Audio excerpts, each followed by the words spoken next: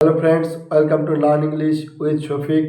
আজকে আমরা শিখব ইংরেজিতে এমন একটি সেন্টেন্স, যেই সেন্টেন্স দ্বারা কয়েকটি সেন্টেন্স বা বাক্য তৈরি করা যায় এবং যেই বাক্যগুলো আমরা প্রতিনিয়ত বলে থাকি, যেগুলো শিখলে খুব সহজেই ইংরেজিতে আমরা কথা বলতে পারবো।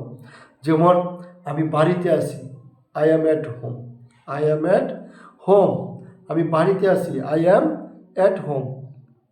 আমি স্কুলে আছি, আই অ্যাম অ্যাট স্কুল। আমি স্কুলে আছি, আই অ্যাম অ্যাট স্কুল।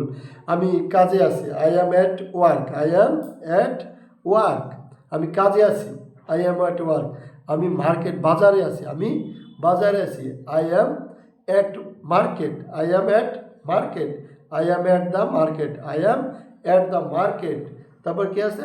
আমি স্টেশনে আছি, I am at the station. I am at the station. আমি অফিসে আছি, I am at the office. I am at the office, আমি অফিসে আছি, I am at the office. আমি দোকানে আছি, I am at the shop. I am at the shop. I am at the shop.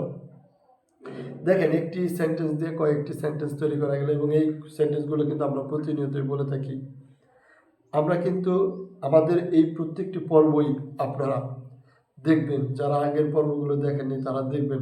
এই প্রত্যেকটি পর্বই যদি আপনারা দেখেন, ইনশাল্লাহ খুব তাড়াতাড়ি আপনারা ইংরেজিতে কথা বলতে পারবেন এবং কেউ কথা বললে সেটার উত্তর দিতে পারবেন এবং বুঝতে পারবেন।